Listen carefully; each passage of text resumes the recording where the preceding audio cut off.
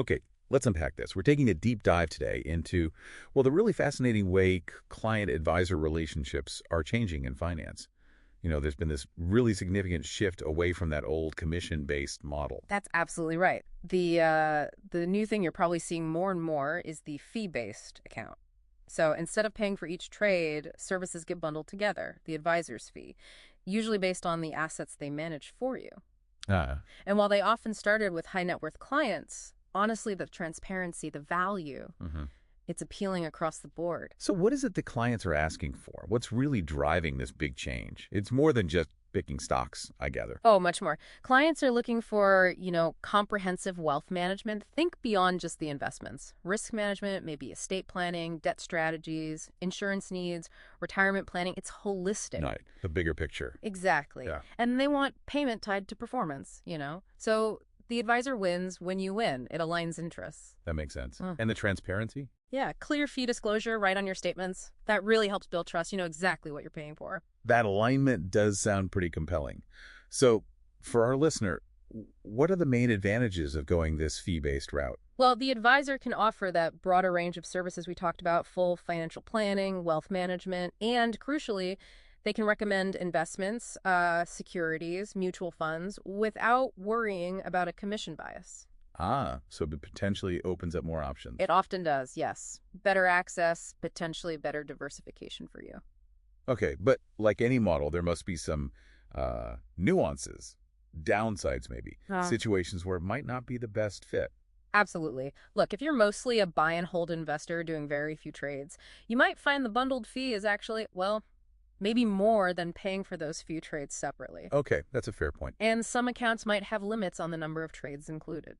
Plus, there's always the, let's say, theoretical risk that an advisor might neglect an account once that ongoing fee is set, though good advisors obviously avoid that. And what about other fees? I think I've heard of trailer fees. Yeah, historically, some mutual funds paid ongoing trailer fees to the advisor who sold them. It was an extra layer. But regulators have really cracked down on that, so it's much less of an issue now, much more transparent. Right. Okay, so here's where it gets really interesting for you, the listener. These fee-based accounts, they generally fall into two main types, managed and non-managed. Let's tackle managed accounts first. These are where licensed portfolio managers actually make the investment decisions for you. Discretionary power. That's the key word, discretionary. So you get professional investment management, and importantly, the assets are held just for you. They aren't pooled like in a mutual fund. So this is my own separate account. Exactly. And it comes as a package: trading, rebalancing, custody, special reports. Often includes that broader wealth management piece too. And it's all guided by something called an investment policy statement, which, spells out your instructions and goals. How do the fees compare? Say, managed account fees versus mutual fund MERS. Well, they're structured differently. For non-registered taxable accounts, in Canada, for example, these managed account fees are often tax deductible. Oh, interesting. And they generally scale down with larger assets, are often negotiable, and totally transparent on your statements, unlike MERS, which are embedded. Can you walk us through the different flavors of managed accounts, from maybe the simpler end to the really high-end stuff? Sure. Think of it like levels of service and customization. At the more basic level, you have ETF wraps. These use baskets of low-cost ETFs, often one manager handling the asset allocation, maybe geographic focus, sector focus. Value comes from smart construction using those cheap building blocks. Lower fees because of the ETFs, right? Exactly. Then you move up to separately managed accounts, or SMAs. Here you have external sub-advisors managing money directly in your own account. So more customization possible. Definitely. You could say, I don't want tobacco stocks, for example. And it can be very tax efficient since you own the stocks directly. No forced selling like in a fund. Then, even more sophisticated are unified managed accounts, UMAs. Think of an overlay manager coordinating multiple specialist managers, each handling a sleeve of your portfolio. Okay, so one main point person overseeing specialists. Right. They do the due diligence, set the overall mix, make sure the specialists work together. It frees up your main advisor for high-level planning. And at the very top, The private family office, this is for, ultra high net worth clients, think $50 million plus. It's a whole team handling everything: financial investments, trusts, philanthropy, tax, legal, even paying bills sometimes, all in one place. Client doesn't have to worry about coordinating anything. Oh, that's comprehensive. Now, with that kind of discretionary control, regulation must be pretty tight, right? Oh, absolutely. You need formal written agreements.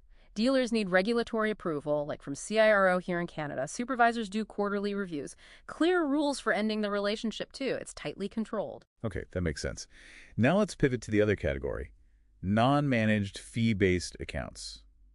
How do these work? Right, so here, the advisor provides advice, but you typically make the final call on trades. Generally, you see full-service brokerage models or self-directed ones. The full-service kind usually bundles financial planning advice with either a fixed number or unlimited trades. Fees are often in the 1.0% to 2.5% range, depending on assets, expected trading, types of investments, other services. In the self-directed space, that feels like it's evolving quickly. It is. You have the traditional online brokers, but also a newer model building on that: robo-advisory services. Ah, yes, the robos. Tell us about those. They're essentially an evolution of those ETF wraps we mentioned earlier, but the advisor role is mostly online, automated, highly technology-driven, one advisor or algorithm serving many clients. What's the appeal there, and what are the trade-offs? The big appeal is cost. Lower fees because of that one-to-many tech model and those low-cost ETFs. Great for people comfortable doing things online, and they usually have much lower minimums to get started. But the downsides? Well, it might not appeal to high net worth clients wanting that personal touch. The tech for complex financial planning is still pretty early stage, limited local service. And frankly, they're quite new, haven't really been battle tested through a major sustained market downturn yet. So, wrapping this all up, Yeah.